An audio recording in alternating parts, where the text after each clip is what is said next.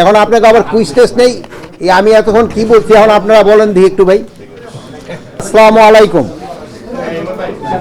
আজ আইন শৃঙ্খলা সংক্রান্ত কোর কমিটির সভায় নিয়মিত আইন শৃঙ্খলা পরিস্থিতি পর্যালোচনা ছাড়াও আসন্ন ত্রয়োদশ জাতীয় সংসদ নির্বাচনের সার্বিক নিরাপত্তা প্রস্তুতি, জুলাই সম্মুখ সারি যোদ্ধা শরীফ ওসমান বিন হাদি ভাইয়ের হত্যাকাণ্ডের ঘটনায় মামলা এবং বিচার কার্যক্রমের অগ্রগতি, রাজনৈতিক দলগুলোর অভ্যন্তরে উৎ পেতে থাকা ফ্যাসিস্টদের দোসর, সন্ত্রাসী ও দুষ্কৃতীদের বিষয়ে দলগুলো সচেতন থাকা এবং অপারেশন ডেভিল হান্ট ফেজ 2 এর অগ্রগতি পর্যালোচনা এবং রাজনৈতিক গুরুত্বপূর্ণ ব্যক্তিদের সার্বিক নিরাপত্তা পর্যালোচনা ইত্যাদি বিষয়ে আলোচনা করা হয়েছে।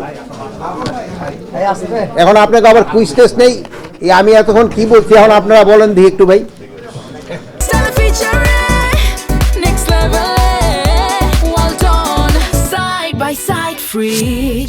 বলতে পারবো না, ওই দূরে থেকে যারা কথা কইছে।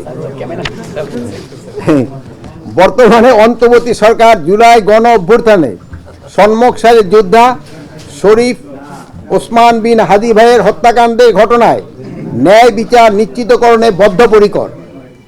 আপনারা জানেন এর প্রকৃত ঘটনা উদ্ঘাটনে পুলিশ, বিজিবি, র্যাব ও অন্যান্য গোয়েন্দা সংস্থা নিবিড় এবং সমন্বিতভাবে কাজ করে যাচ্ছে।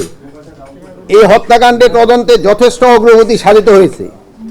তদন্তের স্বার্থে এবং প্রকৃত অপরাধীদের এবং মদতকারীদের শনাক্তের জন্য এখনই সব কিছু প্রকাশ করা যাচ্ছে না। তদন্তের স্বার্থে যে অংশটুকু জনসমক্ষে প্রকাশ করা সম্ভব তা আপনাদের সামনে তুলে ধরেছি এবং এই বিষয়ে ডিটেল কিন্তু ডিবি আজকে আপনাদের জানিয়েছে। ডিবি মামলা চলাকালীন এ যাবৎ 11 জনকে গ্রেপ্তার করা হয়েছে। গ্রেপ্তারকৃতরা হলো ঘটনার মূল হোতা ফয়সাল করিম মাসুদের বাবা হুমায়ুন কবির, মা হাসি বেগম, স্ত্রী শাহেদা পারভিন সামিয়া, শ্যালক ওয়াহিদ আহমেদ শিপু, গার্লফ্রেন্ড মারিয়া আক্তার লিমা, মোহাম্মদ কবির, নুরুজ্জামান নোমানি ওরফে উজ্জ্বল, সিবিয়ন দিও, সঞ্জয় তিসিম, মোহাম্মদ আমিনুল ইসলাম রাজু, মোহাম্মদ আব্দুল হান্নান। গ্রেপ্তারকৃতদের মধ্যে 6 জন 144 ধারায় স্বীকারোক্তিমূলক 164 ধারায় স্বীকারোক্তিমূলক জবানবন্দি দিয়েছে এবং 4 জন সাক্ষী 164 ধারায় সাক্ষ্য প্রদান করিয়াছে। এই হত্যাকাণ্ডের ঘটনায় জব্দকৃত উল্লেখযোগ্য আলামত সমূহ হল হত্যাকাণ্ডে ব্যবহৃত 2টি বিদেশি পিস্তল, 52 রাউন্ড গুলি, ম্যাগাজিন ও ছোরা, হত্যাকাণ্ডে ব্যবহৃত মোটরসাইকেল, ভুয়া নম্বর প্লেট, ঘটনাস্থল থেকে হত্যাকাণ্ডে ব্যবহৃত গুলি, খোসা এবং বুলেট, ভিডিও ভিত্তিক সিসিটিভির ফুটেজ এবং অন্যান্য আলামত এবং প্রায় 53টি অ্যাকাউন্টে মোট 218 কোটি টাকার স্বাক্ষরিত চেক।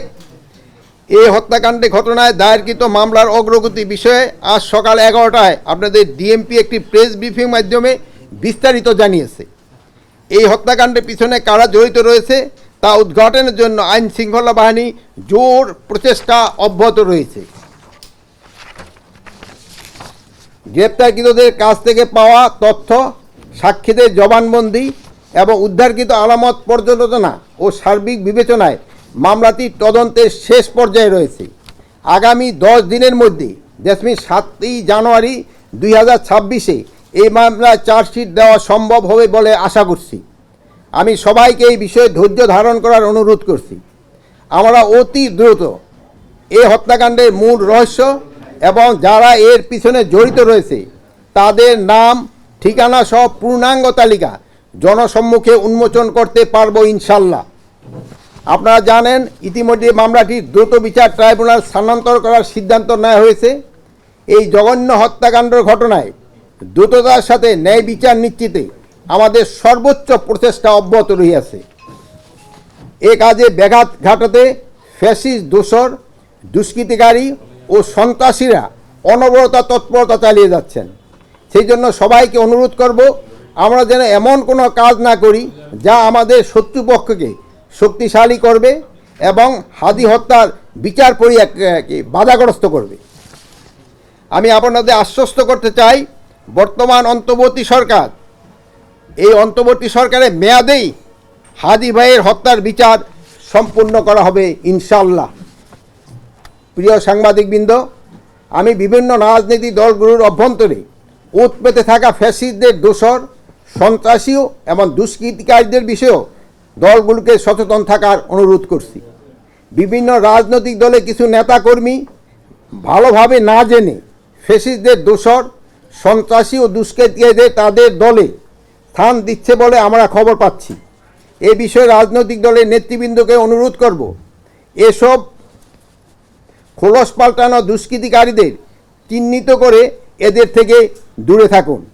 প্রয়োজনে আইনশৃঙ্খলা বাহিনীর সহযোগিতা নিন, তাহলেই আইনশৃঙ্খলা পরিস্থিতি নিয়ন্ত্রিত থাকবে বলে আমার বিশ্বাস। গত 13 ডিসেম্বর 2025 তারিখ থেকে চালু হওয়া অপারেশন ডেভিল হান্ট ফেজ 2 অভিযানে গত 26 ডিসেম্বর 2000 তারিখ পর্যন্ত 9,993 জনকে গ্রেপ্তার করা হয়েছে। তাছাড়া এই অভিযানে 102টি আগ্নেয়াস্ত্র, 553 রাউন্ড গুলি, 159 রাউন্ড কার্টুজ, 89টি দেশীয় অস্ত্র, গ্রেনেড, মর্টারের গোলা, গান পাউডার, আতশবাজি, বোমা তৈরি উপকরণ ইত্যাদি উদ্ধার করা হয়েছে।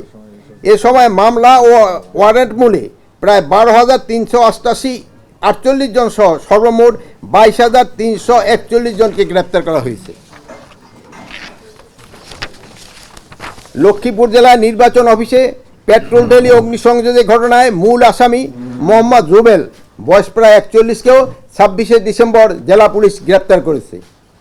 গত 22 ডিসেম্বর খুলনা মহানগরীতে মোতালেব শিকদার, কেন্দ্রীয় সংগঠক জাতীয় শ্রমিক শক্তিকে বুলেটবিদ্ধ করার ঘটনায় অন্যতম আসামি DK শামীম ওরফে ঢাকায় শামীম সহ মোট 3 জন আসামিকে র্যাব গত 25-26 ডিসেম্বর নগরীর বিভিন্ন এলাকা থেকে গ্রেপ্তার করেছে। প্রাথমিক তদন্তে জানা যায়, মাদক ক্রয়, বিক্রয় ও চাঁদাবাজির টাকা ভাগাভাগি ঘটনাকে কেন্দ্র করে এই হত্যা চেষ্টা সংগঠিত হয়েছে। এই ঘটনার পর বিজিবি তাৎক্ষণিকভাবে সীমান্ত ও সীমান্তবর্তী এলাকায় সর্বোচ্চ সতর্কতা জারি করে। যশোর রিজনের আওতাধীন সীমান্ত এলাকায় নিয়মিত টহলের পাশাপাশিও বিশেষ অভিযান পরিচালনা করে এই পর্যন্ত 18 জন দুষ্কৃতিকারীকে আটক করে পুলিশের কাছে হস্তান্তর করা হয়েছে। ময়মনসিংহে ধর্ম মহানবী হযরত মুহাম্মদ সাল্লাল্লাহু আলাইহি সাল্লামকে নিয়ে কটূক্তির অভিযোগে পোশাক শ্রমিক দিব্যচন্দ্র দাসকে পিটিয়ে এবং পুড়িয়ে হত্যার ঘটনায় র্যাব 7 জনকে গ্রেপ্তার করেছে। এছাড়া ময়মনসিংহ জেলা পুলিশের গোয়েন্দা শাখা পৃথক অভিযান চালিয়ে 11 জনকে গ্রেপ্তার করেছে। গত 26 ডিসেম্বর 2025 ঢাকা জেলার দক্ষিণ কেরানীগঞ্জ থানাধীন হাসানাবাদ হাউজিং এলাকায় মাদ্রাসা বিল্ডিংয়ের বিস্ফোরণের ঘটনায় র্যাব ঘটনাস্থল থেকে 5-6টি ককটেল, হাইড্রোজেন পারক্সাইড 12 ড্রাম, অন্যান্য কেমিক্যাল 7 ড্রাম, 3টি বই ও স্প্লেন্টার উদ্ধার করেছে। এই ঘটনায় মূল হোতা আলামিন পলাতক রয়েছে এবং তার বিরুদ্ধে বিভিন্ন থানায় 6টি মামলা রয়েছে। র্যাব গতকাল নারায়ণগঞ্জ সাইনবোর্ড এলাকা থেকে আলামিনের সহযোগী আহসানুল্লাহ ওরফে হাসানকে গ্রেপ্তার করেছে। গত 30 নভেম্বর খুলনা আদালত চত্বরে সংগঠিত চাঞ্চল্যকর জোড়া খুনের ঘটনায় র্যাব বিশেষ অভিযান পরিচালনা করে অন্যতম আসামি মোহাম্মদ এজাজুল হোসেনকে গ্রেপ্তার করেছে। মূলত এইসব বিষয় নিয়ে আজ কুরকুরিতে সময় আমাদের আলোচনা হয়েছে।